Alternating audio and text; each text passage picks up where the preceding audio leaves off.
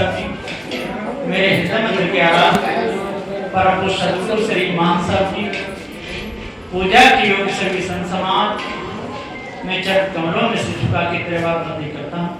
बोलिए श्री सदगुरुदेव। सदगुरु श्री कबीर साहब जी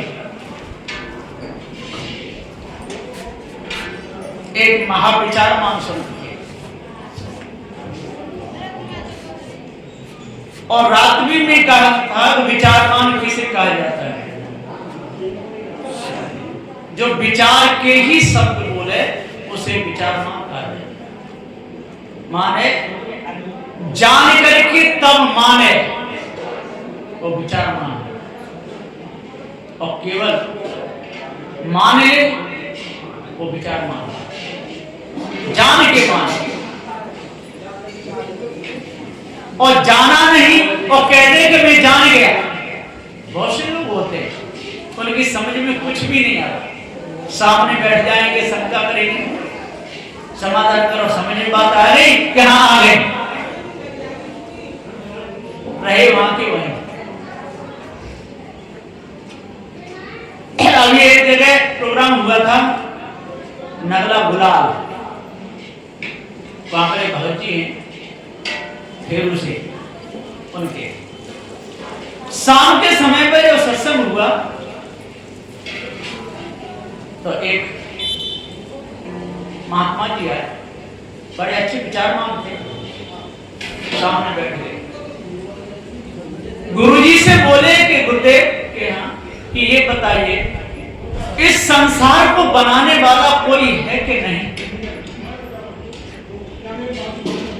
गुरुजी ने बहुत सुंदर ढंग से समझाया कि अनादि का कोई कर्ता नहीं होता, और संसार यदि बनाया भी जाएगा तो बनाने वाला इतने मटेरियल को कहां से लाएगा? अनादि वस्तु न कभी बनती है न कभी बिगड़ती है।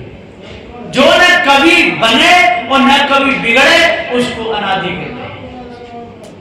ये पृथ्वी जल वायु अग्नि ये अनादि है, इनसे कार्य बनता है और कार्य बिगड़ने के कारण में मिल जाता है, लेकिन कारण का कभी नाश नहीं।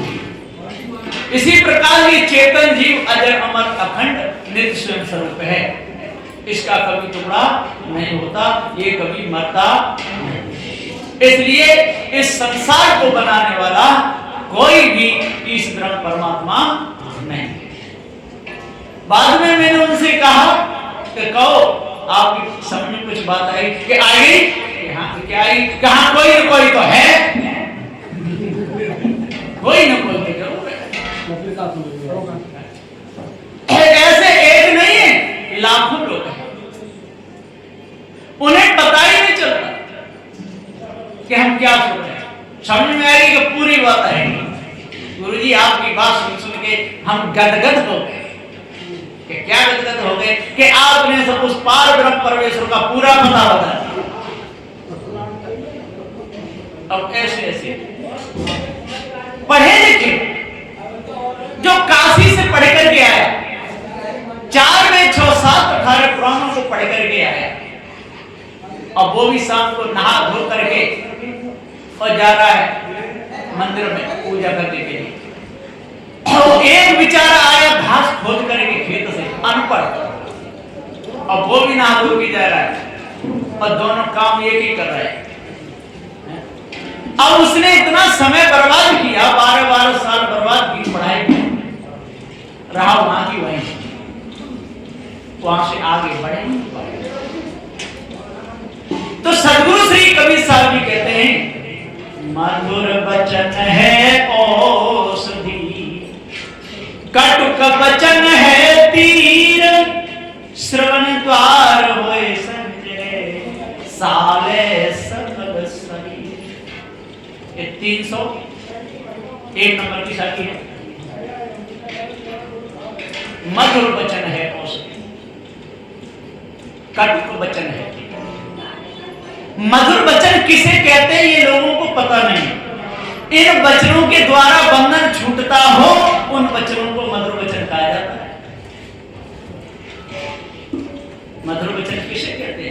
इन शब्दों के द्वारा, किसी भी माध्यम के द्वारा बंधन छुड़ाया जाता हो, वो शब्द मधुर वचन है। और कटु वचन कौन से हैं? इन शब्दों के द्वारा बंधन बढ़ाया जाता है, इन शब्दों के द्वारा जीव बंधन में डाला जाता हो, वो शब्द क्या है? कटु है।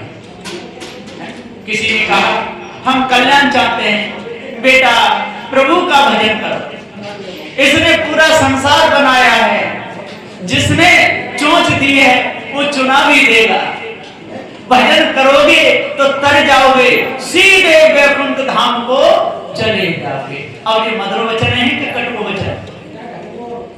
विचार करो, ये कटु वचन है, लेकिन संसार के लोग इन वचनों को मधुर वचन कहते हैं।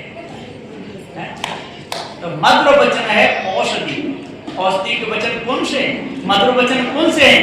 आपके ऊपर कोई भी आपसे बड़ा नहीं, जीव से बड़ा कोई है ही नहीं। जीवई सबके नाम धरावे, जीवई विद्या जाप करावे, जीवई ध्यान शिविर लगावे,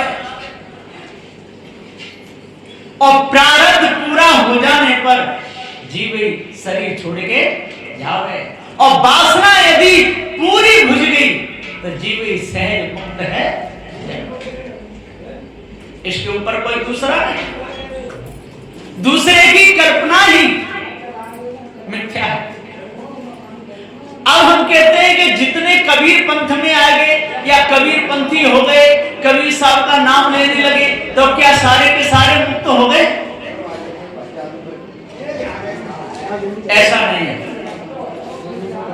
कबीर पंथ में आकर के भी लोग कबीर परमात्मा कहने लगते हैं। उन्हें तो किसको परमात्मा कहा?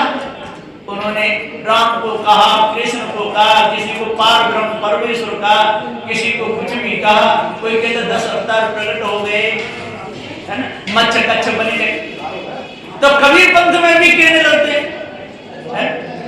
क्या कहते हैं? कबीर परमात्मा की जय हो बोलते हैं। और जो कबीर परमात्मा को जान गया तो समझ लो कि उसको काल नहीं खाएगा, है ना। एक हमारे गांव में कबीर साहब का बहुत प्रचार कर रहे हैं, कबीर साहब का नाम भी लेते हैं, और कबीर साहब के प्रति उनकी श्रद्धा भी बहुत है। उनका नाम है रामपाल। अब वो क्या कहते हैं कि वीडियो बना बना के भी डालती है कि काल है काल, और काल के 2 सींग खड़े हैं, और काल को वो धरती पे डाल करके पैर से रगड़ रहा है। अरे काल, तेरे मेरे भक्तों को बहुत परेशान किया है, अब मैं तुझे जिंदा नहीं छोड़ूंगा, और जो मेरे पास में आ जाएगा, मेरे उपदेश को सुन लेगा, वो काल जाल से बच जाएगा, और मेरे उपदेश से यदि वंचित रह गया तो उसको काल खा जाएगा। तो जितने भी रामपाल की जो भक्त हैं ना, वो क्या कहते हैं मालूम है? कि काल से केवल हम ही बचे, और सब काल के जान। सदगुरु से ही कबीर साहब जी पुकार के समझाते हुए कहते हैं कि मधुर वचन है औषधि।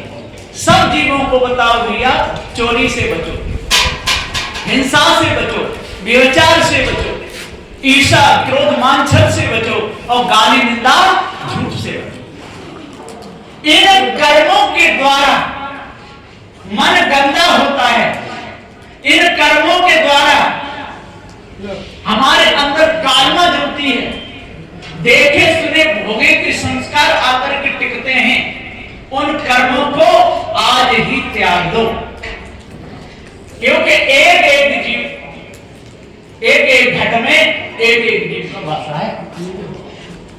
और जब ये जीव अपने आप को जान जाएगा और पता चल जाएगा कि मुझे कर्म का फल भोगना पड़ेगा, दूसरा कोई काटने वाला नहीं। बस संसार में तो गुरुवा ऐसे ऐसे बैठे हैं, वो कहते हैं चिंता मत करो, आपके कर्म तुरंत कट जाएंगे, तुरंत कट जाएंगे।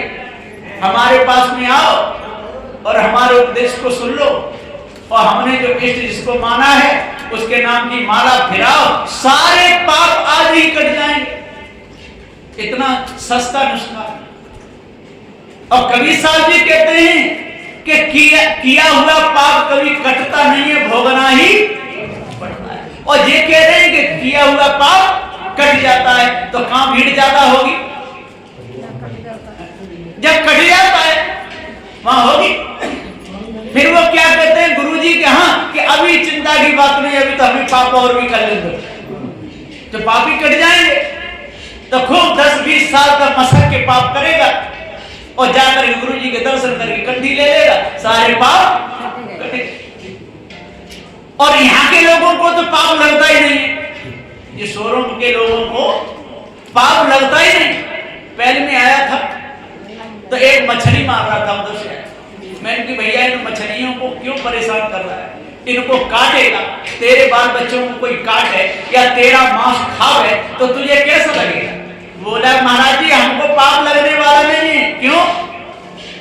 कि हमारा घर भी गंगा जी में और हम भी गंगा जी में और मछलियां भी गंगा जी में और रोज डुबकी लगाते हैं गंगा जी में, इसलिए हमारे सारे पाप। अब बताइए, अब इनको कोई ऐसा गुरु होगा विश्व में समझा सके? तो ऊपर की दो गई और हिये की गई हिराए, कहीं कबीर की चारू गई ताको का। तो सदगुरुदेव जी कहते हैं कि मधुर वचन है औषधि। भैया आप सही ना बोल सको या किसी का भला नहीं कर सको, है ना, किसी के साथ में आप कुछ दे नहीं सको, भोजन नहीं दे सको या कपड़ा नहीं दे सको, तो सही वचन तो बोलो। सही वचन नहीं बोलते लोग, कटुक वचन ही बोलते हैं। वो क्या कहते हैं कि आप चिंता मत करो, यदि आपने हनुमान चालीसा पढ़ लिया फिर तो सब लोग आपकी बराबरी कोई कर नहीं सकता। अतुलित बल धामा, कितना बल था हनुमान में? अतुलित बल माने सारे विश्व के बाट लग जाए तब भी उनको बराबर ना कर पाए, इतना बल था किनमें? हनुमान। इसलिए हम हनुमान चालीसा का जाप करते हैं। तो हनुमान अतुलित बल धामा थे और उनका जो हनुमान चालीसा पढ़ेगा वो भी बलशाली हो जाएगा। वह डरी न भूत पिशाच निकट नहीं आवे। महावीर जब नाम सुनावे, महावीर का नाम लेते ही सारे विश्व के भूत चुड़ैले डांग सांगल जिन्न मरी मसान सब भाग जाते हैं। ऐसा इनके अंदर भ्रम लगा हुआ है। अब उससे कहोगे हनुमान ने तो दृढ़ पर्वत उठा लिया था और तू 2 कुंटल का पत्थर उठाए, क्या उठा लेगा? एक लड़का था, उसने पूरा याद कर लिया था, मैं भी किया था उस समय, हनुमान चालीसा भी याद किया, बजरंग बाण भी याद किया, है ना, ये सब देवी दुर्गे की ये सारी स्तुति याद कर ली। और आज भी मुझे वो याद है, हनुमान चालीसा अब भी मुझे याद है, तो वो भी करता था। अब सूख सूख करके छुहारा हो रहा था, बिल्कुल। और कह के नहीं, जो हनुमान का जाप करता है वो हाथी को ही उठा के फेंक सकता है। उससे दंगल हो रहा था तो भैया वीर कुश्ती है, पहलवान खड़ा है, मिला ले हाथ। नहीं मैं नहीं लड़ पाऊंगा। अरे हनुमान चालीसा पढ़ो या दुर्गे चालीसा पढ़ो, कुछ भी पढ़ लो, इन शब्दों से कुछ होने वाला नहीं, कुछ नहीं होगा। इसलिए ऐसे कटुक वचनों में किसी को फंसाना ही नहीं चाहिए। मधुर वचन बोलो। सेवा और दान से अंतःकरण की शुद्धि होती है। कैसे होती है? सेवा और दान से। सत्संग से किससे होती है? सत्संग किसे कहते हैं? जहां सत्य चर्चा होती हो, जहां भ्रमभूल कल्पना को हटाया जाता हो, झूठी मानंदियों को नकारा जाता हो, उसको कहते हैं सत्संग। लेकिन लोग सत्संग सुनने जाते हैं। एक माता को मैंने पूछा थी तो बहुत, उनमें से एक को पूछा मैंने, माता जी कहां से आए हो? महाराज जी सत्संग सुन के आए। क्या सत्संग में मेरी आज क्या चर्चा हुई थी? क्या सत्संग में हुई थी बाली वध लीला। अब पहले ही जब वध हो गया बाली वध लीला, रामचंद्र जी ने बाली को मार दिया। अब विचार करो कि ये सत्संग हुआ। बाली वध लीला सुन के आए और तो क्या कहता है कि सत्संग सुन के आए। इन लोगों ने कटुक शब्दों को बोल बोल करके इतना परेशान कर दिया, इतना हृदय लोगों का बिगाड़ दिया, इतनी गंदगी कर दी कि उनके पास खड़े होने में भी अच्छा नहीं था। ऐसा इनको कटुक वचन है।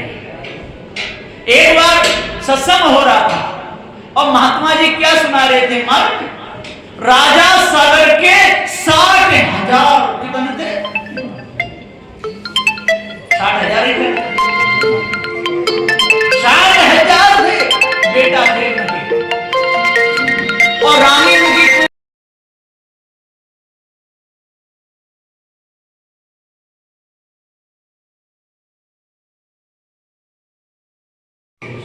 और उसके गर्भ से एक तुम्मा ने जन्म लिया। अब कितना बड़ा होगा? उसमें 60,000 बेटा हो गए और 60,000 मटका बनवाए थे और एक लेन में रखा गया था उन मटकाओं को और एक एक मटका में और उस तुम्मा को काट काट के एक एक टुकड़ा रखा गया और सारे मटके घी से भर दिए। और जब 9 महीना हुए मटका फूटा तो एक एक मटका से एक एक बेटा पैदा हुआ। ये कटुक वचन है तो मधुर वचन? ये सारे के सारे कटुक वचन है और इन लोगों को लोग बड़े प्रेम से सुनते हैं। जब गुरुजी वृंदावन में जाते हैं तो वृंदावन में मैं रोज आधा घंटा प्रवचन बोलने जाता हूं।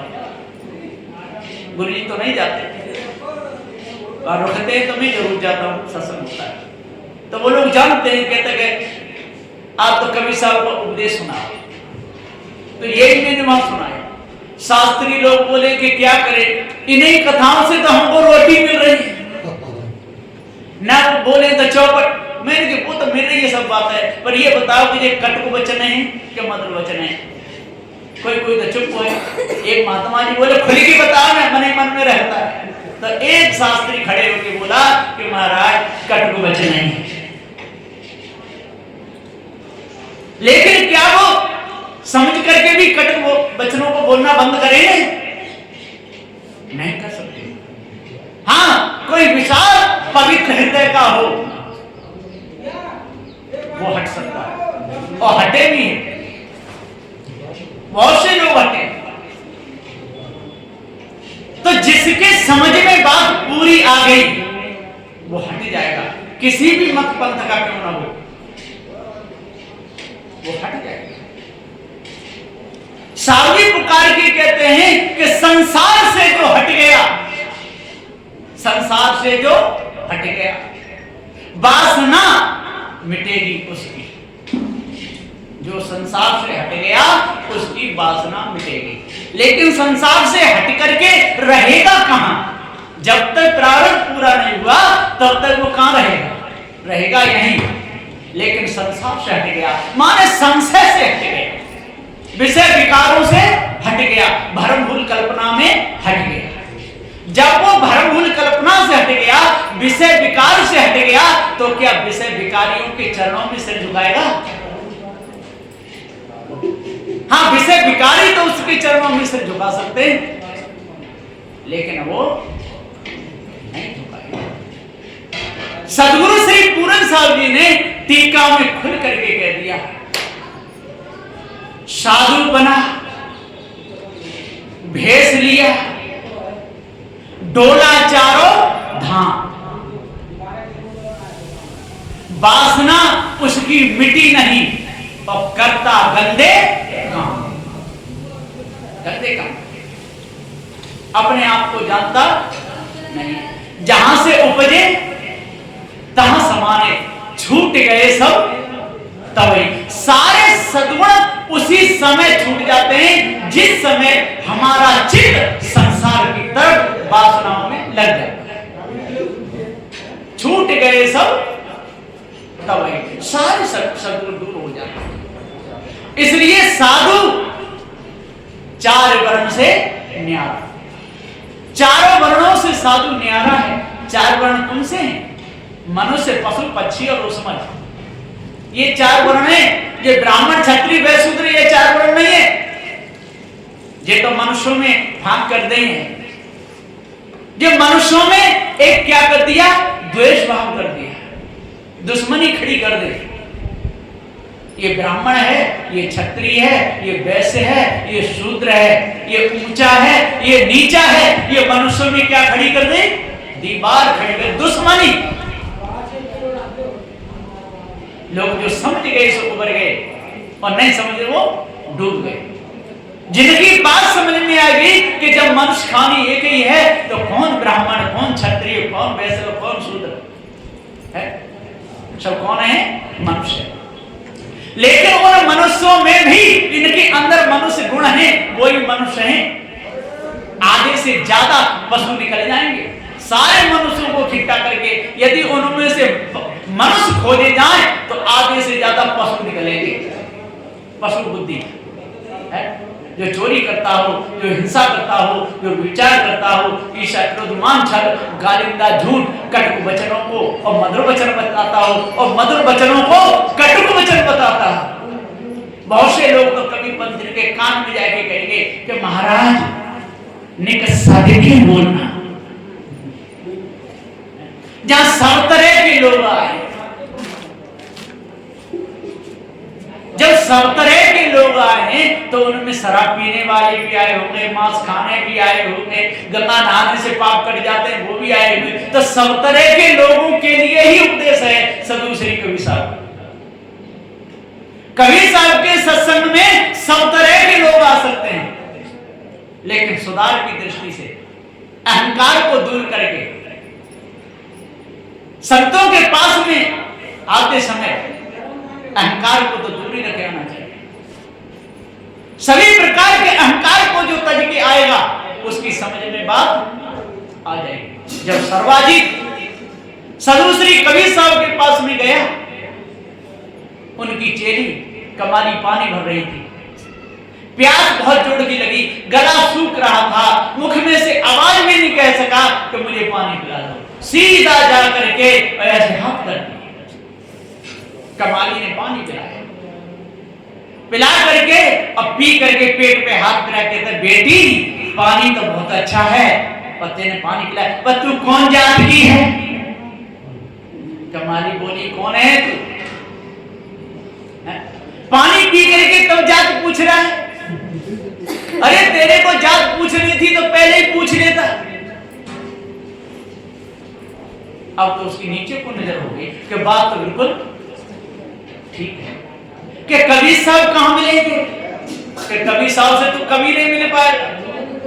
एक जन्म में 2 जन्म रखे कि कहां तो कि कबीर का घर शिखर पर, जहां सुलहरी गैल और पाव मिट्टी का पिपील का तब खलकन लाते बैल। अरे खल इस बैल को लाद के लाया 4 में 6 7 18 प्राणों से। अभी मैं आती हूँ गुरुदेव के पास से, कबीर साहब के पास में पहुंची, चरणों में से झुकाया, गुरुदेव साहिब बनने कहो कि एक ब्राह्मण काशी नगरी से आया है, सर्वाजीत अपना नाम बता रहा है और बैल पे क्या लाद के लाया है? वेद शास्त्र पुराण को लाद के लाया। तो उससे कह दो कि बैल को वहीं बांधे आवे और सामने आवे। यहाँ शास्त्रों की, वेद शास्त्रों की जरूरत नहीं। जब वेद शास्त्र पुराण को बैल को बांध के गया तो सभी तीर खाली पड़ा, चला कमाने। अब कैसे बोलेगा? वो तो रट्टू ज्ञान है, लिखा हुआ ग्रंथों का ज्ञान है, अनुभव का ज्ञान है नहीं। कबीर साहब के पास में पहुंचा, वहां साक्षात हुआ। कबीर साहब के द्वारा उसके हृदय के फाटक में बात तो बहुत जुड़ी है कि उन्होंने कहीं में हार गया, फिर देखता तो देखा जीत गया, कि हार गया, ये कुछ नहीं। ये तो सब बीच बीच की बात है। कबीर साहब के द्वारा उसका भ्रम दूर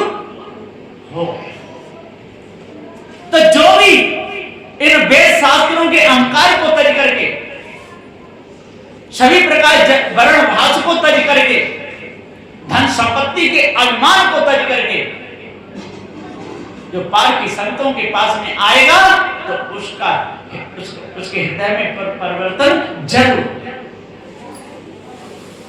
उसका भास मिट जाएगा तुरंत ही। कबीर साहब का ज्ञान कोई ये पोथियों का ज्ञान नहीं, ये निर्णय का ज्ञान है। अजहू ले छुड़ाए काल सो, जो करे सुरत सुभानी।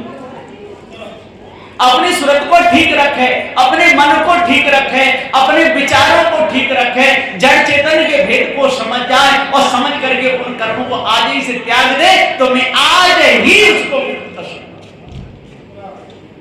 लेकिन उसको जानना पड़ेगा और जान करके फिर मानना भी पड़ेगा और मान करके उसके अनुसार चलना पड़ेगा तो उसका सुधार हो जाएगा। तो मधुर वचन है औषधि, कटुक वचन है धीर। श्रवण द्वार हुई संजय, श्रवण कहते हैं कानों को, ये शब्द श्रवण के द्वारा ही अंदर जाते हैं, आंख के द्वारा नहीं जाते, नाक के द्वारा नहीं, जिह्वा के द्वारा नहीं, हाथ पैर के द्वारा नहीं, किसके द्वारा जाते हैं? कानों के द्वारा ही शब्द अंदर जाता है। श्रवण द्वार हुए संजय, सारे सकल शरीर, सारे शरीर में ये कटुक वचन क्या कर देते हैं? साल कर देते हैं। साल कहिए छिद्र, छिद्र हो जाते हैं और ऐसे कूट कूट के भर देते हैं उन शब्दों को जैसे बीड़ी में तंबाकू को दाब दाब करके भर देते हैं। चिलम पीते हैं और चिलम पीने वाले स्वयं तो पीते हैं लेकिन दूसरों को बिगाड़ देते हैं और छोटे छोटे बच्चों को बिगाड़ देते हैं और कहते भी रहते हैं कि चिलम चचरानी परोसिन थरथरानी, खूब कहते रहते हैं, इतना बोलते हैं कि बहुत ज्यादा। छोटे छोटे बच्चों से कहते हैं कि ले चिलम पी ले, कि मैं नहीं पीता। अरे तू पी भाई पी, कि नहीं मैं नहीं पीता। कि तू कौन है, लड़की है कि लड़का? तो कह मैं तो लड़का हूं। कि जो न पिए गांजे की कली और वो तो लड़का से लड़की भरी। तो तू लड़की है लड़का? कि मैं लड़का हूं। क्या तो पी, फिर वो पीता है और जैसे सूता मारा सवार सवार अब तो लड़का है। बस चिलम में सूता मान ले तो लड़का और नहीं माने मारे तो लड़की। इसी प्रकार से ईश ब्रह्म परमात्मा को माने तो आस्तिक और न माने तो नास्तिक, उल्टा। और सजो श्री कबीर साहब जी कहते हैं कि ईश ब्रह्म आत्म परमात्मा की कल्पना में फंसे वो कौन है? नास्तिक। जो जड़ाध्यास में फंसे, जो जड़मानंदी को अपने अंदर में ले, जो धोखे में फंसे और दूसरों को फंसावे वो कौन है? नास्तिक। और जो चेतन पूजा करे और चेतन पूजा की तरफ लक्ष्य लगवावे वो कौन है? आस्तिक। अब देख लीजिए सदु श्री कबीर साहब आस्तिक थे कि नास्तिक थे? जो पत्थरों की पूजा कर रहा है, भोग लगा रहा है, वो नास्तिक है कि जो चेतन पूजा के लिए भोजन बना के खिला रहा है वो कौन है? जो जड़ की आरती कर रहा है वो नास्तिक है कि जो चेतन की आरती कर रहा है वो नास्तिक है? पता ही।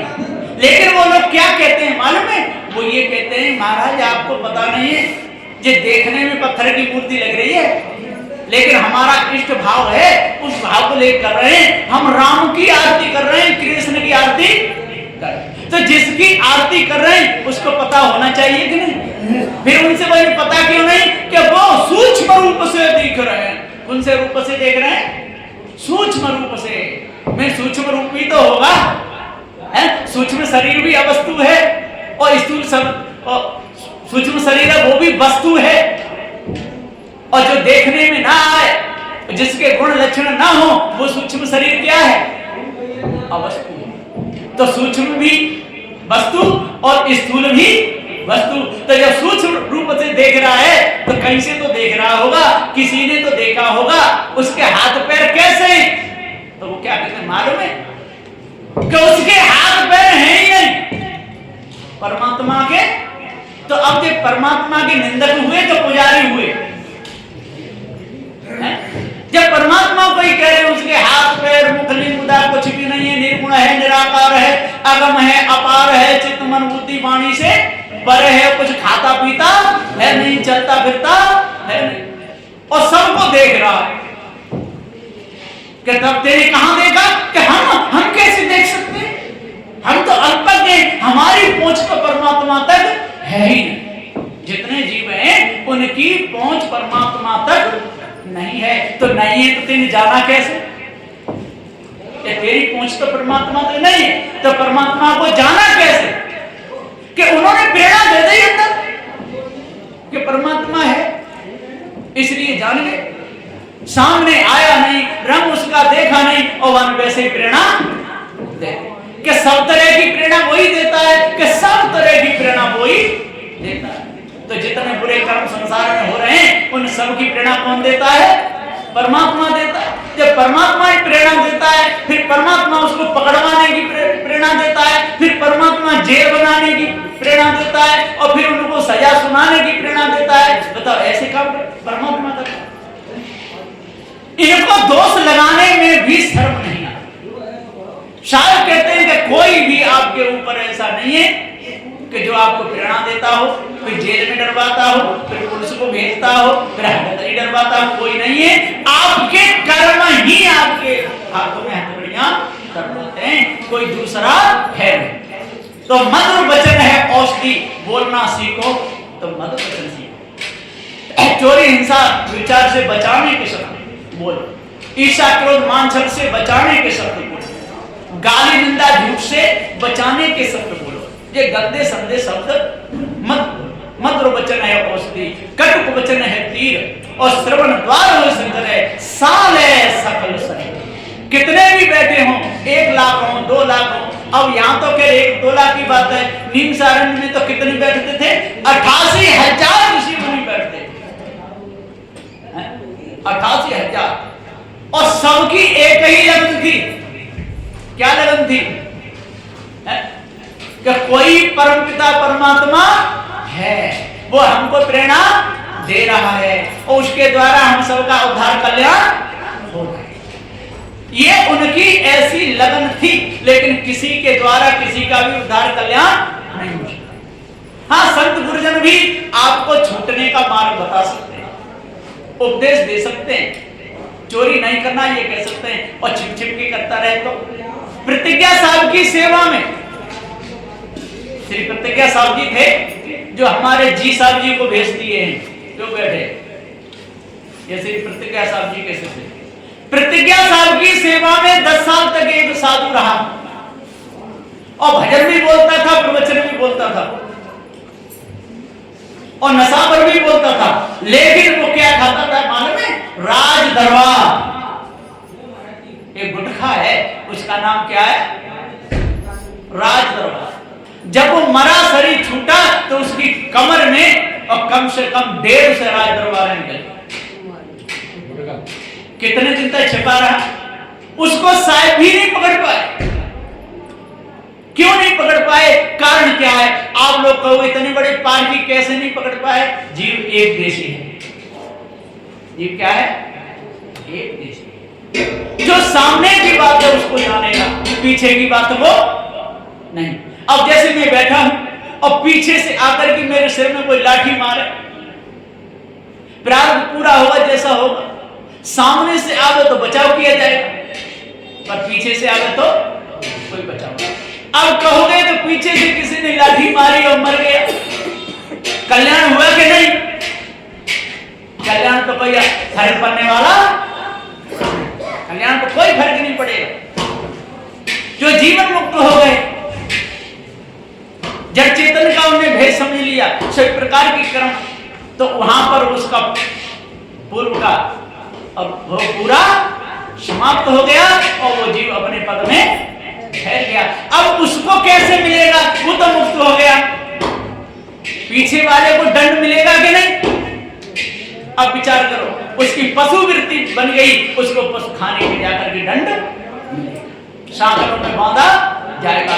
कर्म तेरा साथ न छोड़े, वो और चाहे डुबक गुफा में जाए, कार्तिक बहु झक दे। कर्म किसी को छोड़ता नहीं। इसलिए सदगुरु श्री कबीर साहब जी कहते हैं कि कटुक वचनों को बोलना बंद करो।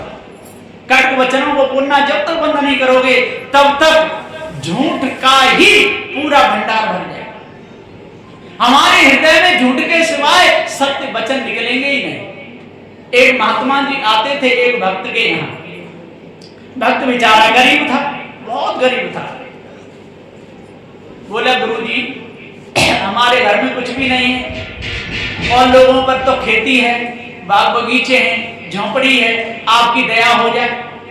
गुरुजी बोले कि ऐसा कर, एक लौकी का बीज लगाए दे अपने घर में आंगन में, छोटा सा झोंपड़ी थी उसकी, माने लौकी का बीज रोपा और लौकी में से बेली निकली। अब देखो किस प्रकार से गुरु भरम में डालते हैं। गुरु बन करके ये कौन बैठे गुरुवा लोग भरम में डाल देते कि लौकी में से अंकुर निकला और निकल करके वो बेली पूरी झोंपड़ी पर पहुंच गई और उसमें फिर एक ही लौकी लगी और लौकी इतनी बड़ी थी, इतनी बड़ी थी, इतनी बड़ी थी, इतनी बड़ी थी। गुरुजी अब कितनी बड़ी होगी? बहुत विस्तार ले लिया लौकी। अब लौकी पक गई। अब बताओ कि झोंपड़ी छोटी थी और लौकी इतनी बड़ी, आसपास घर वाले थे तो वो अपने घर में बढ़ जाने दी वो लौकी। और लौकी जब पक गई तब वो गुरुजी चेला से बोले चेला अब इस लौकी को फोड़। जो लौकी फोड़ी तो भाई उसमें 500 बोरी गेहूं, 500 बोरी चना, 500 बोरी बाजरा इतना निकल पड़ा। बोलिए सच्चिदानंद भगवान। अब बता इन गप टप्पों में इतना मौज लेते हैं लोग कि बहुत ज्यादा, बहुत ही ज्यादा। साधु देख कहते हैं ये कटुक वचन है, ये मधुर वचन है। मधुर वचन है औषधि। मधुर वचन क्या है? जड़ और चेतन दो ही पदार्थ, तीसरा और कोई है नहीं। जड़ कहते हैं जिसमें ज्ञान गुण ना हो और चेतन कहते हैं कि जिसमें ज्ञान गुण हो, उसे कहते हैं। अब इसके अलावा दूसरा और क्या हो? तो सदगुरु श्री कबीर साहब कहते हैं कि पूंगा लोगों की संसार में कोई कमी नहीं है। एक पंडित जी थे और कम पढ़े लिखे थे बेचारे, थोड़ा बहुत पत्रा देख लेते थे। आजकल तो बाजार में विगति मिल जाती है वो लीलावती कमलावती की कथा, तो कहीं से एक खरीद लाए और कहां जाते थे कथा सुनाने? मछुआरों के गांव में जाते थे, जहां बहुत मछुआरे मछली मारते हैं, धीमर लोग उनको कहते हैं क्या? मछुआरे। अब वहां जाते थे तो वहां कथा सुनाते थे, ऊंचा मंच लगता था, सब बैठ जाते थे। तो पंडित जी कथा सुनाते थे कि जो नर मछली खात हैं मूड़ी पूंछ समेत, सो नर सुरगे जात हैं नाती पूत समेत। जो नर मछली खाते हैं ना मूड़ी पूंछ समेत, और वो सीधे कहां चले जाते हैं? सुरग को जाते हैं। उनके एक पीढ़ी नहीं 7 पीढ़ी तर जाती है, नाती पूत समेत।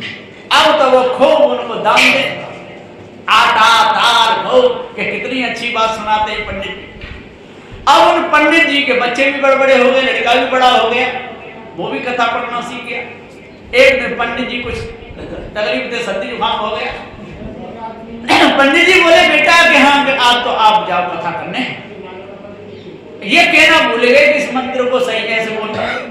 अब लड़का गया कि पंडित जी नहीं आए, क्या आज हम आए, हम उनके बेटा आए। तो बहुत स्वागत किया उन्होंने मछुआरे लोगों ने, बहुत स्वागत, हार फूल डाल के आज तो पंडित जी के बेटा खूब तखत में लगाया, बैठा कि महाराज यहाँ सुनाओ कथा। तो उन्होंने भी सुनाई कि जो नर मछली खात हैं मूड़ी पूंछ समेत, सो नर नर के जात हैं नाती पूत समेत। जो भी मछलियों को खाते हैं मूड़ी पूंछ समेत, वो सारे के सारे कहां जाते हैं? नरक में जाते हैं। जो इतनी बात गई सब मारो मारो, पकड़ो पकड़ो, कहां से आ गया बेवकूफ? वहां में चाचे हाथ लगे, जवान लड़का वहां से भाग गया ऐसा घर आया, पिताजी के सामने आकर बोला, पिताजी खाओ, आज तो मैं मरने से बच गया, मैं भाग आया, नहीं तो बचने वाला नहीं था। तब भी 4-6 हाथ तो वहां में लग गए कि क्या बात, अरे कि मैंने ऐसे ऐसे मंत्र बोला और सोई वो तो मानने लगे। अरे तो ऐसे थोड़ा बोला जाता है, चल मैं चलता हूं, कि नहीं मैं नहीं जाऊंगा, वो जिंदा नहीं छोड़ेंगे। फिर पंडित जी गए, पहुंचे, जो देखे पंडित जी क्या वो मूर्ख भेज दिया था आपने, कैसा आदमी, वो तो ऐसे ऐसे कहता है। अरे वो अभी बच्चा है, जानता नहीं, पहली बार आया था, आप लोगों को सदना चाहिए, उसको सिखाना पड़ेगा, लाओ मैं सुनाता हूं। फिर पंडित जी का तखत लगा दिया, पंडित जी बैठ गए और बैठ करके फिर उन्होंने मंत्र बोला, बैठो बैठो भक्तों बैठो, हाँ आराम से, कोई बात की चिंता नहीं है। अब हम कि जो नर मछली खाते हैं मूड़ी पूंछ समेत, सो नर सुरगे जाते हैं नाती पूत समेत। बोलिए पंडित जी महाराज की क्या क्या जोड़ की कथा सुनाई, वाह वाह, धन्य हो गए। अब उसको भी सिखाई देना। फिर खूब उन्हें आटा मिला, दाल मिली, घी के डिब्बा मिले, लेके आएंगे घर पे और फिर वह लड़का को बुला के डांटे के, बेवकूफ ऐसे थोड़ी कहा जाता है, मैं तो बताना भूल गया, इसको ऐसे बोलना। तो साधु श्री कबीर साहब जी कहते हैं कि यदि ऐसे वचन बोलना छोड़ दें, ये धोखे के वचन बोलना छोड़ दें कि हनुमान ने और सूर्य को गाल में रख लिया था, हनुमान जी द्रोणागिर पर्वत को उठाए लाए, हिरणाक्ष पृथ्वी को चुरा ले गया, इन सारी कथाओं को ये बोलना छोड़ दें तो क्या हो, तो बोरा के भरे भरे के आएंगे। तो साधु श्री कबीर साहब जी कहते हैं कि ये सब क्या है, ये कटुक वचन है। कटुक वचन बोलने से आप पर 1 करोड़ रुपया चढ़ जाए और मधुर वचन बोलने से आप 100 रुपया भी चढ़े तब भी वो 1 करोड़ रुपया 100 रुपये के बराबर नहीं हो सकता। इसलिए सत्य का ही खाना चाहिए, झूठ का नहीं। सारे संसार में खा तो रहे लेकिन किसका खा रहे हैं, झूठ का खा रहे हैं। जहां देखो तहां झूठ ही झूठ भरा हुआ है। एक माँ का अकेला ही बेटा था, जैसा था एक माँ का एक ही बेटा था, पिता का शरीर छूट गया था। बेटा जब 10-12 वर्ष का हुआ अपनी माँ से बोला, माँ आप कह दो तो मैं कहीं नौकरी करके कुछ धन को लाऊंगा, इसी घर का गुजारा चलेगा। माँ बोली, बेटा अभी तू छोटा है, कहां जाएगा नौकरी करने, कि नहीं मैं जाऊंगा। माँ ने भेज दिया, लेकिन बेटा सत्य बोलना झूठ बोलना नहीं। अब चला गया, किसी को पूछा, भैया मैं नौकरी करने जा रहा हूं, कहां पर मेरी नौकरी ठीक ठाक लग जाएगी। किसी ने कहा तू दिल्ली शहर में चला जा, दिल्ली शहर अच्छा है, कहीं भी तू नौकरी करेगा तो तेरे को पैसे मिलेंगे, पैसे कपड़े मिलेंगे और तेरे घर के लिए भी कुछ मिल जाएगा। वो बच्चा किसी प्रकार से दिल्ली शहर में पहुंच गया और दिल्ली में जाकर के एक हलवाई था, उसी दुकान पे वहीं खड़ा हो गया। खड़ा रहा, शाम हो गई, हलवाई ने दुकान बंद करी। वो लड़का खड़ा, बेटा यहाँ क्यों खड़ा है, क्या बात है? कि मैं बहुत गरीब घर का हूँ, मेरे पिता का शरीर छूट गया है, घर में मेरी माँ है और मैं नौकरी करने के लिए आया हूँ। हलवाई बोला, देख भैया तेरे को कढ़ाई बननी पड़ेगी और जो मैं काम बताऊंगा वो करना पड़ेगा, तेरे को पहनने के लिए कपड़े मिलेंगे और तेरे को कितने रुपए मिलेंगे, 1 महीने के 30 रुपए मिलेंगे। मध्य का जमा में 30 रुपए बहुत थे, पर स्वीकार कर लिए कि ठीक है 30 रुपए में मैं काम चल।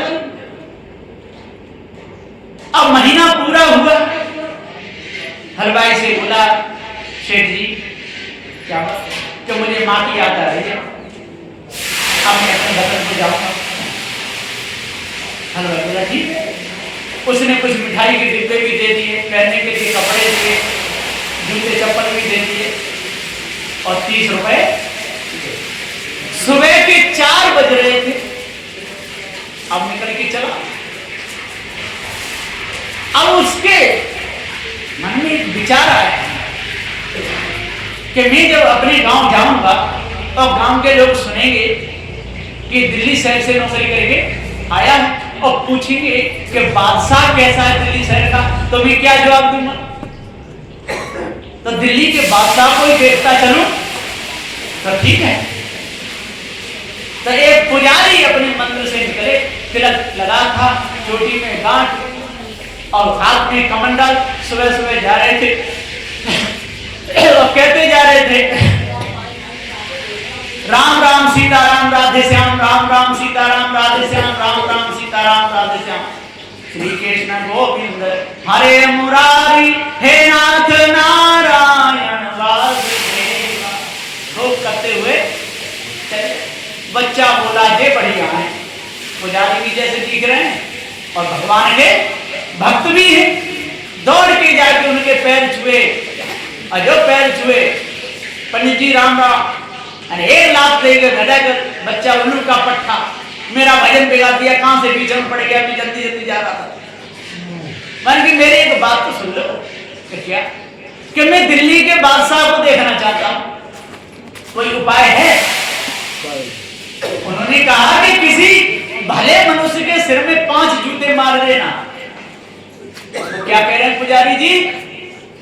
किसी भले मनुष्य के सिर में और 5 जूते मार देना, तेरे को दिल्ली के बादशाह मिल जाएंगे। अब वो सोच रहा कि इनसे भला और कौन मिलेगा? उन्होंने कहा थोड़े बैठ जाओ, बैठ के मुझे पूरी बात कर लो।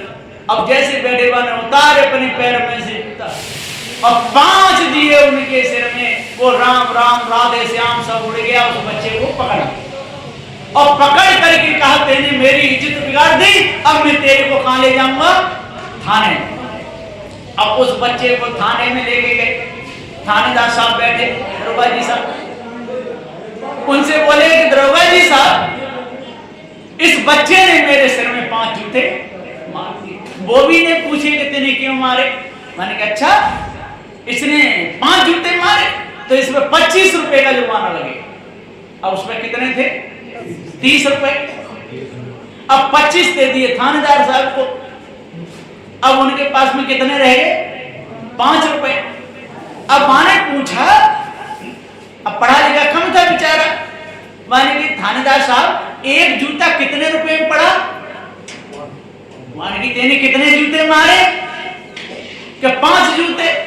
तो 25, एक जूता 5 रुपए में पड़ा। माने कि अब 5 रुपए का करूंगा ही गया, फिर 1 महीना नौकरी कर लूंगा। माने एक जूता उतार के थानेदार के सिर में दिया, 5 रुपया और ले गए। थानेदार बोले अरे जान तो मेरी भी इज्जत बिगाड़ दे, चलो अब इसको खाने चलते हैं। अब वो 5 जूता कहां ले जा रहे हैं? बादशाह के पास। इसको बादशाह के पास। अब पुजारी भी जा रहे हैं और वो थानेदार साहब भी जा रहे हैं और लड़के को पकड़े। रास्ता में जाकर के अब पुजारी जी ने भी पान खाए और थानेदार साहब भी पान खाए और उसका भी विचार चला कि मैं भी पान खाऊं। पनवारी से बोले भैया पनवारी के यहाँ कि एक पान मेरे लिए भी बना दे। अब उसने वैसा ही पत्ता उठाया और पकड़ा दिया, ले खा ले। उसने कहा भैया इसको लाल पीला तो कर दे। मैंने किसी का लाल मुख देखे ना, उसी से पत्ते को रगड़ देना, लाल हो जाएगा। वहां ने पत्ता हाथ में पकड़ लिया और चल दिया। चलते चलते रास्ता में देखा तो उसी पनवारी की बेटी, अब देखो जैसी करनी तैसी, उसी पनवारी की बेटी और उसके लिए रोटी लेकर के आ रही थी और एक पान जा गाल में, एक जा गाल में, खूब लाल ही लाल होठ बिची मारती हुई चली है। वो लड़का सोचा कि इससे ज्यादा लाल मुख तो किसी का है नहीं। माने जूड़ा पकड़ा और पान के पत्ते को रगड़ देता। सब क्या कर रहा है भैया? का पान का पत्ता लाल कर रहा हूं, पान का पत्ता लाल। अब पनवारी को पता चला तो वो भी आ गया, तो जिसने तो मेरी बेटी के मुख से पान का पत्ता रगड़ दिया, चलो मैं भी चलता हूं। तो पुजारी भी जा रहे हैं, थानेदार साहब भी जा रहे हैं और पनवारी भी जा रहा है, उसकी बेटी भी जा रही है। अब पहुंच गए बादशाह के दरबार में। बादशाह का दरबार उस समय लगा ही था। बादशाह ने सबसे पहले पुजारी जी बुलाए। कहो पुजारी, किसी की जेब पे कांटे हो गए? पुजारी बोले जेब तो नहीं काटे। तो क्या हो गया? कि इस बच्चे ने मेरे सिर में 5 जूते मारे। बच्चा बुलाया, क्यों भाई इन पुजारी के सिर में तेरे 5 जूते क्यों मारे? हाथ जोड़ के खड़ा हुआ, हजूर अब मेरी विनय सुन लीजिए, कहो कि मैं बहुत गरीब घर का लड़का हूँ, मेरे पिता का शरीर छूट गया, घर में मेरी माँ और मैं दो थे। मैंने अपनी माँ से कहा घर का खर्चा चलेगा, मैं नौकरी करके आता हूँ। माँ ने कहा बेटा झूठ नहीं बोलना, और मेरे को भेज दिया। दिल्ली शहर में आकर के एक हलवाई की दुकान पर खड़ा हुआ, उस हलवाई की दुकान पर मैंने काम किया, 1 महीने के मेरे को 30 रुपए मिले। जब मैं अपने घर के लिए चला तो मेरे मन में विचार आया कि जब मैं गांव जाऊंगा और गांव के लोग पूछेंगे कि दिल्ली का बादशाह कैसा है तो मैं क्या जवाब दूंगा। तो ये अपने मंदिर से निकले और कहते आ रहे थे राम राम सीताराम राधे श्याम श्री कृष्ण गोविंद हरे मुरारी हे नाथ नारायण वासुदेव। तो मैं समझा कि ये बहुत भले मनुष्य हैं और अच्छे हैं, पुजारी जी भी हैं, भगवान के भक्त भी हैं, तो मेरे को सही राह बता देंगे। तो मैंने इससे कहा, तो पहले तो इन्होंने एक लात भी मारी, मेरे को गालियां भी दी और कहा पूछ क्या पूछता है। तो मैंने कहा यहाँ के बादशाह कैसे मिलेंगे? तो इन्होंने कहा कि किसी भले मनुष्य के सिर में 5 जूते मार दे, बादशाह मिल जाए।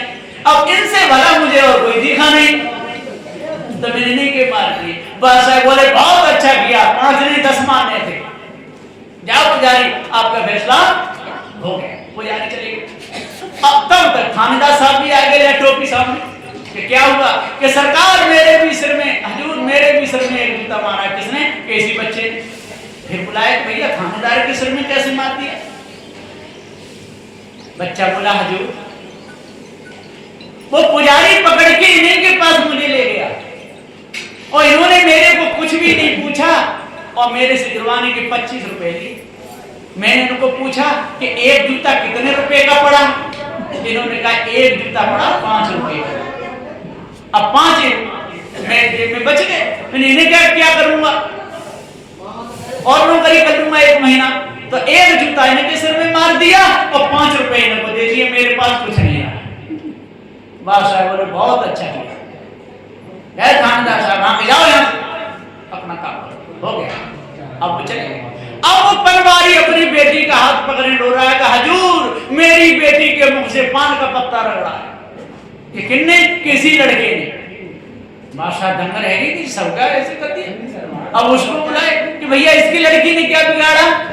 तेरे पान का पत्ता रगड़ दिया इसके मुख से। बोला हजूर मेरी बात सुन। क्या कि जब रास्ता में चलते हुए आ रहे थे तो ये पनवारी है, पनवारी पान बेचता है। पुजारी जी ने भी पान खाया और थानेदार साहब ने भी पान खाया और पान खाने का मेरा भी विचार हुआ। मैंने कहा भैया पनवारी एक पान मेरे को भी दे दे। तो इसने न लाल किया न पीला और वैसा ही पान पकड़ा दिया। मैंने कहा भैया इसको लाल पीला तो कर दे कि किसी का लाल मुख देखे उसी से पत्ते को रगड़ देना। तो देख लो हजूर इस लड़की का मुख लाल है कि काला है? बादशाह बोले तेने बहुत अच्छा किया। और ये लड़की की नहीं है? पनवारी बोला मेरी कि तेने जैसी शिक्षा दी तैसा ही भाग गया और भाग गया। अब शाम हो गई, सब बैठे। उस लड़के से बोले बेटा अभी तो तू कहां जाएगा? ये बता तू जो मांगे सो पावे। तू इनाम मांगे, तू इनाम मांगे ला जो मांगे। बोला जो मांगू सो के जो मांगे सो मित्रवाचा भरवाइए। वो लड़का बोला कि हजूर मेरे सिर में 100 जूते लगने चाहिए। क्या मांगा? मेरे सिर में 100 जूते लगने चाहिए। बादशाह बोले 100 जूते का 50 जूते में तो मर जाए, पर करे का दरवाजा बंद नहीं। उसने कागज उठाया और उस पर लिख दिया कि इस बच्चे के सिर में 100 जूते लगने चाहिए और कहा कि ये 3 गेट हैं, इनमें होके जा, उधर जूता लगाने वाला बैठा है, वो लगा। वहां पर्चा हाथ में पकड़ा। अब ऐसी इनाम वाला कोई गया ही नहीं कभी। पहले गेट खटखटाया, गेट में आया, क्या बात भैया इनाम लेने जा रहे हैं, क्या हमको भी कुछ दोगे? मानी आपको आधी इनाम दूंगा, आधी। दूसरा गेट पे जाए, वो भी आया, कहां जा रहे हो इनाम लेने, क्या हमको भी कुछ दोगे? कि आधी में से आधी। तीसरे गेट पे पहुंचे, गेट पे जाए, गेट में साहब कहाँ जा रहे हो भैया? कि इनाम लेने। पूछता कोई नहीं क्या इनाम है, कि इनाम लेने। कि हमको भी कुछ दोगे? कि रही बची सब। अब आगे लड़का बढ़ जाता है, जूता लगाने वाला बैठा है, पर्चा हाथ दिया, बैठ कुर्सी पे। कि नहीं बैठूंगा नहीं, मैं ईमानदार हूँ। क्यों? कि इनाम में साजी है। कि कौन? पहले गेट वाला। कि कितने का? कि आधी इनाम उसको दी जाएगी। उसकी घंटी गई, दौड़ता हुआ है। देखो भैया अब इनाम में हिस्सेदार हो। हाँ किसने कहा कि आधी इनाम? कि बैठ कुर्सी पर। जो जूता निकाला तो हाथ लगा, ये क्या है? यही तो इनाम है। 50 लगे उसके सिर में।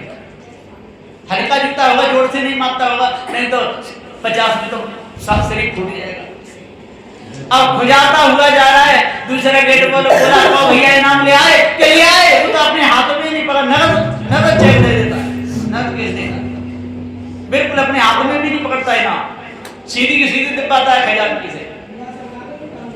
अब का बैठ भैया अब तो 50 रह गए। कभी और है दूसरे गेट वाला, कितनी का? कि आधी में से आधी का। उसकी घंटी बजी तो वो भी भागा आ गया। कि आप ही इनाम लोगे? कहाँ? इसने कहा आधी में से आधी। कि बैठ कुर्सी में। कि क्या है इनाम? कि ये जूता। उसके 25 लगे। वो भी खुजाता हुआ चला गया। और तीसरे गेट वाला बोला भैया ले आए इनाम? कि बिल्कुल, वो तो नगद दे देता है, तुरंत हाथे हाथ देता है। और तेरी भी घंटी अभी आने वाली, चिंता मत करो। अब फिर कहा तो बैठ भैया, कि अभी एक और है तीसरे गेट वाला। कि कितनी का? रही बची सब। अब उसकी घंटी गई, वो भी आया। कि इनाम? कि बैठ कुर्सी पर। के जूते के आगे यही तो 25 उसके सर में लगे। वो भी बजाता हुआ चला गया। अब फिर शाम हो गई। शाम हो गई तो बादशाह और वो जूता लगाने वाला और वजीर वहां बैठे हुए। भोजन पाते हुए बादशाह को हंसी आई। वो जूता लगाने वाला बोला हुजूर आपको हंसी क्यों आई? कि हंसी का कारण कुछ और है। कि क्या? कि आज जैसा मुल्जिम कभी नहीं आया। आज जैसा मुल्जिम कभी यहाँ आया। कि क्या हुआ? कि उसने पुजारी के सिर में 5 जूते मारे, बड़ा ईमानदार था। और एक जूता थानेदार के सिर में मारा। पनवारी की बेटी के मुख से पान का पत्ता रगड़ा। और जब हमने उसे इनाम के लिए कहा तो उसने 100 जूते मारे। क्या वो 100 जूते वाला? कि हाँ। कि उसके सिर में एक भी नहीं। क्यों? कि पिट गए आपके ये सब आपके कुत्ते, उनके सिर में जूते लगे। अच्छा तो ऐसे को तो फिर पकड़वाना चाहिए, बुलाओ। फिर सिपाही संतरी भेजी तो मिल गया, फिर पकड़े के लाए। बादशाह बोले भैया तू इनाम मांग ले, जो मांगे सो पावे। कि जो मांगो सो, कि बस अब तेरे कहने से नहीं देंगे। यानी क्या मांगे? बैठ गए। उन्होंने पर्चा उठाया, उसमें लिख दिया कि इस बच्चे को 10,000 रुपए मिलने चाहिए। पर्चा दे दिया। किधर होके जाऊं? कि उन्हीं गेटों में होके जाए। पहले गेट पे पहुंचा, गेट में बजा, गेट में आए, खोल दिया। कि इनाम लोगे? कि जाए। अब इस तरह का दर्द तो बंद हुआ, फिर आ गया। दूसरे गेट पे जाए, गेट में साहब आए, गेट खोला। कि इनाम लोगे? कि नहीं भैया जाए। तीसरे गेट पर पहुंचा, उसने मने हमको इनाम नहीं चाहिए। अब पहुंचा खजांची के पास कि आज कितने हिस्सेदार हैं? कि आज एक भी नहीं। 10,000 बादशाह की तरफ से और 5,000 का जूते लगाने वाले ने अपनी तरफ से दिए, हमारी तरफ से। और 3 थैली होगी 5-5 हजार की। और लेके जा रहा है, उनको दिखाता हुआ जा रहा है। कहो गेटमैन साहब हिस्सेदार होते तो लेते। वो देखो जूते लगवाए गया हमारे सिर में और इनाम लेकर के साफ किया। तो सगु श्री कबीर साहब जी कहते हैं कि मधुर बचन है औषधि, कटुक बचन है तीर, श्रवण द्वार होए संजय, शाले सकल शरीर। मधुर वचन कैसे होते हैं? औषधि। यदि वो पुजारी कटुक वचन नहीं बोलता तो क्या उसके सिर में 5 जूते रहते? यदि सही न्याय यदि थानेदार करता, क्या उसके सिर में 1 जूता लगता? यदि पनवारी भी यदि सही वचन बोलता तो क्या उसकी बेटी के मुख से पान का पत्ता रगड़ा जाता है? और यदि वो भी लालची नहीं होते, लोभी नहीं होते गेट वाले, तो क्या उनके सिर में जूते लगते? सदगुरु देव जी कहते वो तीन क्या है? रजोगुण, तमोगुण और सतोगुण। कहाँ ही कबीर बचेगा सोई, जो रज सत तम से न्यारा होई। कौन बचेगा? जो रज सत तम से न्यारा हुई, जो रजोगुण, तमोगुण और सतोगुण की जो औषधि बना लेगा वो बचेगा। लोगों के अंदर ऐसा भ्रम है कि तमोगुणी का कल्याण नहीं होगा या रजोगुणी के रहोगा, सतोगुणी का तो हो ही जाएगा।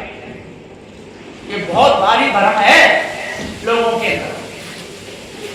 सदगुरु देव जी कहते हैं कि यदि तीनों गुणों की यदि औषधि नहीं बनाई तो तीनों का ही कल्याण नहीं होगा, और तीनों की यदि औषधि बना ली तो तीनों का ही कल्याण हो जाएगा।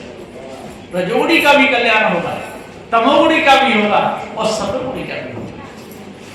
और यदि औषधि ना बनाई, यदि उसको निसर्ग का ज्ञान नहीं हुआ तो सतोगुणी का भी कल्याण नहीं होगा। अब मैं इनके अंतर बताता हूं कि कैसे नहीं होगा।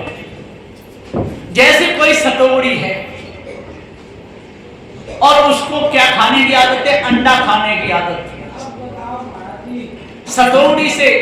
सतोगुणी ठंडी के दिनों में क्या खाएगा? अंडा खाएगा। तो क्या कहेगा? भाई साहब जरा 2 अंडे दे देना, अब कुछ थोड़ा मसाला भी डाल देना, स्वाद बढ़ेगा। लेकिन का काम है सतोगुणी का नम्र भाव से कहेगा, बड़े मीठे वचनों से कहेगा। सतोगुणी ठंडी आग होता है, अब बना के दे देगा और तुरंत उसको पैसे भी देगा और भाई साहब नमस्कार। लेकिन का काम है सतोगुणी। और रजोगुणी आएगा तो अरे कहो भाई आप तो बहुत अच्छे ठाट मास से काम कर रहे हैं, हमको भी 2 अंडे दे दो, बस वो भी देगा। अब बढ़िया चकाचक मसाला डाल के देना। लेकिन का काम है रजोगुणी चला गया। अब आएगा तमोगुणी, क्या है भाई अंडे वाले, जब अंडे हमको भी बना दे जाते, 2 खिला दे 2 रख दे। अब वो खाएगा, लेकर चले जाएगा। तीनों ने काम क्या किया? एक ही काम किया, लेकिन गुणों का अंतर, काम एक ही किया। तीनों में से एक का भी मन साफ नहीं। इसी प्रकार के संसार में रजोगुणी भी है, तमोगुणी भी है और सतोगुणी भी है, और तीनों के तीनों चोर हैं। किनका कल्याण होगा? जो उन चोरी को त्याग दे उसका होगा, जो उस गुण की औषधि बना ले उसका होगा। और जब तीनों में से तीनों गुण के व्यक्तियों को, और जब निस्वरूप का ज्ञान हो गया, पार ज्ञान हो गया, तो सतोगुणी कैसे समझाएगा? मालूम है? और भाई नेपाल सिंह आइए, शरबत पी लो, ठीक ठाक तो हो, बैठ जा भैया, बड़ा बढ़िया। अब बैठा और रजोगुणी होगा तो अरे वाह, ओहो फरीदाबाद वाले नेपाल सिंह आ गए, आइए आइए आइए, बहुत दिनों में दर्शन हुए, क्या देर हो। जी साहब आ गए भाई हरियाणा से, चकाचक गाड़ी। लेकिन का काम है रजोगुणी और तमोगुणी होता। क्यों भाई नेपाल सिंह इतने दिन में क्यों आए? बीच में क्यों नहीं आए? इतने प्रोग्राम होते, आप तो बहुत अहंकारी हो गए, भलाने हो गए। आना चाहिए संत गुरुजनों के पास में, अहंकार नहीं करना चाहिए। तीनों के शब्द क्या हैं? एक ही। पहले ने जो कहा वो सुधार का कहा, और दूसरे ने कहा वो सुधार का, और तीसरे तमोगुणी ने कहा वो भी कहा। तीनों में कोई अंतर रहा? अब बताइए कि वही शब्द कहा था सतोगुणी ने, वही कहा था रजोगुणी ने, वही कहा था तमोगुणी ने, और वही अंडे खाए सतोगुणी ने, वही खाए रजोगुणी ने, वही खाए तमोगुणी। खाए कि नहीं? काम एक ही किया। तो जिस समय वो तीनों अंडे खा रहे थे, उन तीनों का मन कैसा था? गंदा था।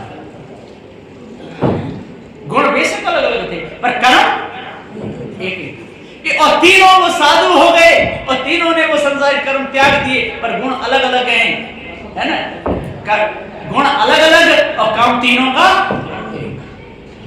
तो तीनों परस्पर गंदे भी हो सकते हैं और तीनों का परस्पर कल्याण भी हो सकता है। इसलिए ये कोई दावा भर के नहीं कह सकता कि सतोगुणी का कल्याण हो जाएगा।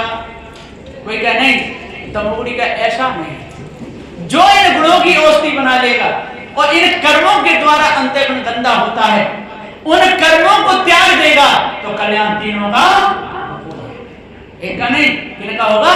तीनों का, तीनों का। लेकिन संसार में ऐसा नहीं करता, सारे भूले हुए हैं। सद्गुरु श्री कबीर साहब जी पुकार के समझाते हुए कहते हैं कि यदि जैसे कोई भोजन बन रहा है, भोजन में लोग क्या कहते हैं? क्या चीज बनवाने की ज्यादा करते हैं? प्रार्थना करते हैं, कहीं जाओ क्या बनवाते हैं? महाराज मीठे में क्या बनवाओगे? ये ज्यादा कहते हैं। कहीं भी जाओ, हलवाई बनवा लो या खीर बनवा लो। तो हमारे गुरुजी कहते हैं कि नमकीन पेट में जाके पचती है और मीठा पेट में जाके सड़ता है। मीठे से क्या होता है? मीठा सड़ता है और नमकीन पच जाती है। इसी प्रकार से सद्गुरु श्री कबीर साहब जी कहते हैं कि संसार में लोग जितने जब मीठी वाणी में फंसे हुए हैं, वे सब पड़े नरक में क्या हो रहा है? सड़ रहे। जो मीठे में फंस जाते वो सड़ते। मीठा डालते ना कहीं भी आप मीठा डाल दोगे, वहां पर इतने जंतु इकट्ठे हो जाएंगे और उसी में चिपक चिपक करके वो मर जाएंगे, बहुत हो जाएंगे। मीठा डाल दो कहीं, यहाँ पूरे मंदिर के बाहर के कीड़े मकोड़े, इतनी भीड़ होगी कीड़े मकोड़ों की कि आप गिर नहीं सकते। इसी प्रकार से इस मीठी वाणी को बोलो, खूब बोलो कि बचनों को सुनो, राम का नाम ले लो, बचनों बोलते रहो। कलयुग केवल नाम धारा, सुमिर सुमिर नर उतरई पारा। फिर देखो भीड़ सब आ जाएंगे, हिंदू जितने भी हैं, ब्राह्मण क्षत्रिय वैश्य सब झुंड के झुंड, और नाचने लगेंगे। हम कहते ना, मेरी राधे हो मेरी राधे गुलाब का फूल, किशोरी मेरी पुष्पकली। फिर देखो नाचते, ताली बजाते, ऊल ऊल के नाचते। मैंने नाचते हुए देखे, और बज रहा है, और दुकान पे एक तो बनी ही नाच रहा, अपनी दुकान में कोई नहीं। गुजरात में थे हम, तो एक लाल साहब नाम के संत हैं, वो आनंद में रहते हैं।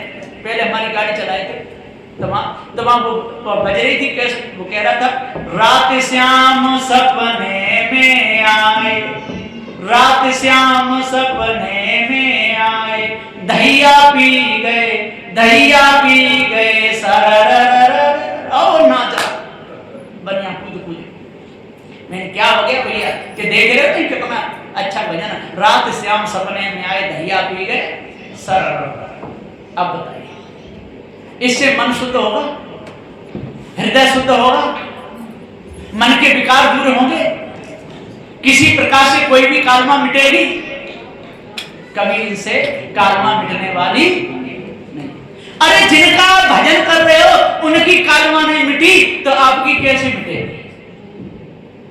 मैं कुछ का नाम भी, जब आगे समय बढ़ाना है तो 2-4 के नाम भी बता देता हूं। जिनका आप भजन करते हो, जिनके प्रति आपकी श्रद्धा है, पर लोग क्या कहेंगे कि नहीं वो तो सिद्ध थे, उनको पाप नहीं लगता। ऐसे भी कहने वाले मिल जाएंगे, उनको पाप, समर्थ को नहीं दोष गुसाई। ऐसे जो समर्थमान है ना, वो अंडा खाए ले, मांस खाए ले, विचार करे, कुछ भी करे, उनको पाप लगता नहीं। लेकिन सद्गुरु श्री कबीर साहब जी कहते हैं कि पाप किसी को छोड़ता नहीं, कोई भी हो। अब देख लो, विष्णु भगवान को सबके सब मानते हैं कि नहीं? पहले हम भी मानते थे और आज भी मानते हैं, जब थे तो उनको पूर्वज थे। अब हमारे अंदर तो पूर्वजों का पक्ष नहीं है। पूर्वज हमारे ही थे, जितने भी थे अपने मनुष्यों के ही थे, तो हमारे भी हो गए। लेकिन उन्होंने गलत कर्म किया है। आज हमको वो ज्ञान हो गया है कि उसको भी बताने में कोई हमको झिझक नहीं लगती, पछापछी रहता। साधु श्री कबीर साहब की वाणी कैसी है? पछापछी नहीं है। तो जिनको हम विष्णु भगवान कहते हैं, जिनके हम पैर छूते हैं, जिनकी आरती वंदना करते हैं कि नहीं? उन्होंने क्या किया था? बिंदा के साथ में क्या किया? छल किया। सबको मालूम है कि नहीं? और बड़े बड़े शास्त्रीय मंच पे से भी गाते हैं, खूब बाजा ढोलक बजा बजा के बेइज्जती करते हैं उन्होंने। बिहारी की बहुत जोर से बोलते हैं। अब क्या कहते? बिंदा से छल कियो आप जालंधर बने मुरारी। खूब चिमटा बज रहा है, खूब जो उनका गुण गा रहे हैं, उनकी बेइज्जती कर रहे हैं। क्या कर रहे हैं? उनकी महिमा है, उनकी महिमा है क्या? ले गए चीर मुरारी के नटवर गिरधारी। और क्या कबा रहे हैं उनसे? ये कवि। अब ऐसा तो मैं समझता हूं कि कृष्ण ने नहीं किया हो और विष्णु ने भी नहीं किया हो, लेकिन यही लोग के ये कवि साहब के वचन हैं क्या? कवि साहब के वचनों में ऐसा कहीं लिखा है? लेकिन ये उन्हीं के वचन है, खूब गा रहे हैं। ले गए चीर मुरारी के नटवर गिरधारी। ले उससे चीर मांग रहे, तो वो कह रहे चीर तुम्हारो तब ही दूंगो, चीर तुम्हारो तब ही दूंगो, है जाओ जल से न्यारी नटवर गिरधारी। ये कभी कब बार है? किनके मुख से? कृष्ण। और कृष्ण भी कह रहे हैं जल से न्यारी हो जाओ और एक एक होकर के मेरे पास में आओ। अब बताइए कितने गंदे हृदय के कृष्ण को इन्होंने ठहरा दिया इन्हीं लोगों ने। और बड़े बड़े मंचों पर बैठ करके और ढोलक बाजे के साथ और 7-7 दिन तक ये कथाएं सुनाते रहते हैं। माँ बहनों की बेइज्जती करते हैं भरे सभा में। कुंती के पास में सूर आ गया, करते हैं कि नहीं? कुआरेपन में, और खूब गाते हैं, कुआरेपन में पुत्र कर्ण एक कुंती ने जायो। और खूब बैठे जताया क्या पंडित जी महाराज कथा जोड़ की पढ़।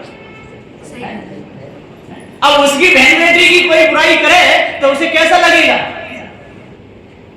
और मंदिरों में जाकर के और माताओं के सामने हाथ कर करके नाचते हैं, मेरी शेरा वाली माँ तेरी हर बात अच्छी है, ऐसे कर करके अपनी कर करके मटका मटका के नाचते। अब किसी की माँ बहन कोई चौराहे पे बैठी हो, उसके सामने कोई गाने लगे और नाचने लगे, उसका नाम पूछ ले, क्या नाम है? गीता है, मेरी गीता अच्छी माँ तेरी हर बात अच्छी है। तो बाबा बेटे आंख खोल देगा, मेरी माँ के सामने ऐसे नाचता। लेकिन सारे संसार में ऐसा ही हो रहा है, कहीं भी देख लो। किसी भी कथा को आप यदि विचार से सुनोगे तो सुनने लायक नहीं। लेकिन इनके ऊपर कोई केस है? इनको कोई जेल में डालेगा? सदगुरु श्री कबीर साहब जी पुकार के समझाते हुए कहते हैं कि इन्होंने जिस हरिया में खाया उसी में छेद किए और उनको इष्ट माना, उन्हीं के नाम ग्रंथ बना दिया और ग्रंथ में ऐसी ऐसी बात लिखी है। अभी आप यदि उसको पढ़ोगे ना श्री पुराण को, तो पढ़ा नहीं जाएगा। जिन जिन्होंने पढ़ा होगा उनको पता होगा। ब्रह्म पुराण को पढ़ के देख लो, सरस्वती पुराण को पढ़े में देख लो कि ब्रह्मा ने अपनी बेटी के साथ में शादी कर ली, बहन के साथ में। ये सब लिखे हुए जी, कबीर साहब की बात नहीं। और लोग कहते हैं कि कबीर साहब तो किसी को मानते नहीं। कबीर साहब सबको मानते हैं। कैसे नहीं मानेंगे? चोर को चोर मानते हैं, हिंसकी को हिंसकी मानते हैं, लबार को लबार मानते हैं, झूठा को झूठा मानते हैं। जो जैसा है उसे तैसा ही मानते हैं। और ये लोग जो जैसा है उस पर पर्दा डाल करके उसको क्या मानने लगते हैं कि वो तो पार ब्रह्म परमेश्वर हैं, उनकी इच्छा से सारे कर्म होते हैं और वो कुछ भी कर्म करें उनको कोई दोष नहीं लगता। दोष सबको लगता है। सारे संसार में कोई ऐसा है ही नहीं कि उसको दोष ना लगे। साधु श्री कबीर साहब कहते हैं आपन को आप ही बिसरियो, जैसे स्वान कांच मंदिर में भरमत भूषि मरियो। ज्यों के हरि बपु निरखि कूप जल प्रतिमा देखि परियो, वैसे ही गज फटिक शिला में दसनन आनि अरियो। मरकट मूठी स्वाद नहीं बिहुरे, घर घर रटत फिरियो। कहीं कबीर ललनी के सुना, तोई कोने पकड़ियो। तेरे को पकड़ने वाला सारे संसार में कौन है? कोई नहीं। इस जीव को पकड़ने वाला कोई नहीं, लेकिन आपन को आप ही अपने आप को ये जीव स्वयं भूला हुआ है। इसको कोई पकड़ने वाला है नहीं, इसके कर्म ही इसको पकड़ते हैं। कितने बजे बुला बोला? हाँ। ना पहले उनको पूछो उनका क्या विचार है, नहीं तो बंद होने के बाद में फिर को चालू करो तो फिर नहीं। अभी चालू गाड़ी में तो चली चलेगी कभी तक। तो साहब कहते हैं आपन को आप ही विसरे। ये 76 नंबर का शब्द है। अपने आप को ये जीव स्वयं भूला हुआ है और अपने आप को क्या कहता है? मैं कौन हूं? ईश्वर का अंश। क्या अंश कभी कहेगा कि मैं ईश्वर का अंश हूं?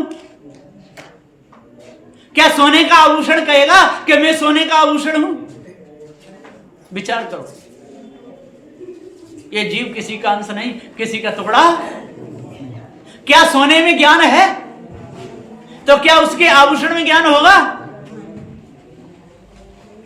सोने का टुकड़ा होगा और फिर उसका आभूषण बना, क्या उसमें ज्ञान है? और जीव में, चैतन्य में ज्ञान है तो क्या ये किसी का अंश है? अंश होता तो ज्ञान होता ही नहीं। विचार। इसलिए ये जीव किसी का अंश नहीं है, ये चेतन जीव ज्ञान स्वरूप है। तो आपन को आप ही बिसरे हो, अपने आप को आप स्वयं भूले हुए हो।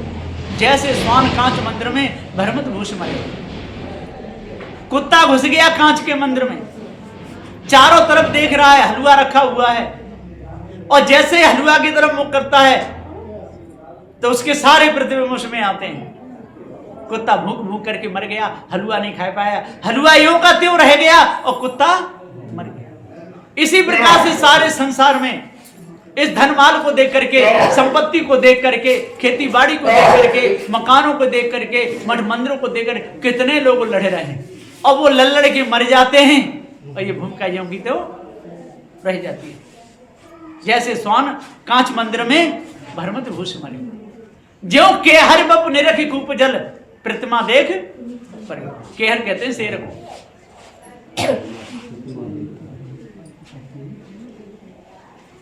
चार इधर सुनो,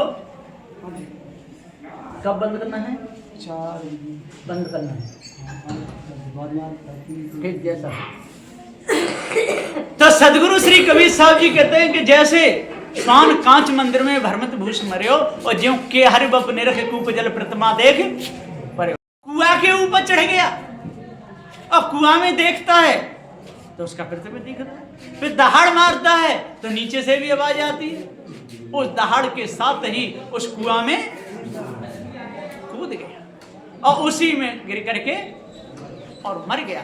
ठीक इसी प्रकार से जो के हरि बप निरखि कूप जल प्रतिमा देख परयो, इसी प्रकार से ये मनुष्य के हरि शेर के समान इस संसार रूपी कूप को देखता है, इसमें अपने प्रतिबिंब देखता है, भाई भतीजों को देखता है, बेटा बेटियों को देखता है, नाते गोतों को देखता है, रूपों को देख देख करके और उसी कूप में गिर करके और मर जाता। इसे मिलता कुछ भी नहीं।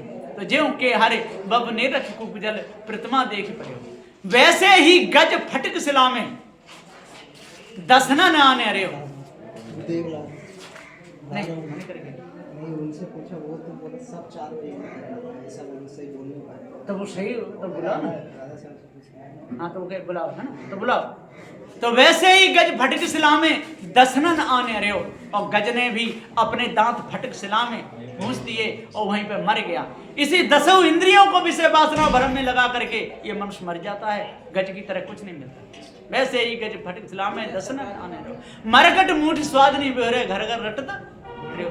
जैसे मरकट और चनाव के लोग में पकड़ जाता है, सुराही में अपना हाथ डाल देता है और फंस जाता है, मदारी पकड़ लेता है, इसी प्रकार से ये सारे संसार के लोग विषयों की मुट्ठी बांध लेते हैं और सारे संसार के लोगों को चलाते हैं, और उसी में अपने आप को बंदर की तरह ये मनुष्य भूल जाता है, पकड़ा जाता है। तो वैसे ही गज फटक सिला में दसनन आने रहो, और मरकट मूठ स्वाद नहीं बेरो घर घर फिरो, कहीं कबीर लली के सुबना तो कोने पकड़े। जब वह सुआ को पकड़ते हैं, नीचे पानी रख देते हैं, नलका गाड़ देते हैं, सुआ उल्टा झूल जाता है और पकड़ा जाता है। इसी प्रकार से भ्रम और विषय की नलका पर, और ये जीव शरीर को धारण करके और झूल जाता है, विषय और भ्रम में इसकी काया डूब जाती है और संसार में पकड़ा जाता है। इसी में पूरा समय इसका चला जाता है। तो सदूर श्री कबीर साहब जी कहते हैं, आप अनुभव आप ही विसरे हो, जैसे स्वान कांच मंदिर में भ्रमत भूष मरे हो, जो कि हरिभव निरख उपजल प्रतिमा देख परे हो, वैसे ही गज फटक सिला में दसना आने रहे हो, मरकट मूठ स्वाद नहीं हुए घटकर रट फिरे हो, कहीं कबीर लल्ली के सुबना तो कोने पकड़े हो। आप लोगों को कोई पकड़ने वाला नहीं है, लेकिन एक एक जीव एक एक विषय में फंसा हुआ है, और इस मनुष्य में 5 लगे हुए हैं, शब्द स्पर्श रूप रस गंधा, और 5 विषय बस जीव है अंधा। एक एक विषय में जीव मारा जाता है। शब्द के विषय में कौन मारा जाता है? मृगा मारा जाता है। स्पर्श के विषय में हाथी मारा जाता है, रूप के विषय में पतिंगा मारा जाता है, रस के विषय में मछली मारी जाती है, और गंध के विषय में भौरा मारा जाता है। और इसे मनुष्य को 5 लगे हैं, गज अलमीन पतंग मृग, एक एक दोष विनाश, और जाके तन 5 विषय ताकि कैसी आए। जिसके 5 लगे हुए हैं उसका क्या होगा? शब्द स्पर्श रूप रस गंधा, और 5 विषय बस जीव है अंधा। तो ये सारे जीव विषयों में क्या हो गए हैं? अंधे हो गए हैं, और ईश ब्रह्मात्म परमात्म कल्पना में अंधे हो गए हैं। इसलिए अपने आप को जानना चाहिए, भ्रम को मिटाना चाहिए, भूल को दूर करना चाहिए, तब पूर्ण शांति मिलेगी। अब पूज्य गुरुदेव जी आ रहे हैं, सभी लोग अपनी अपनी जगह खड़े हो जाएं। बोलिए श्री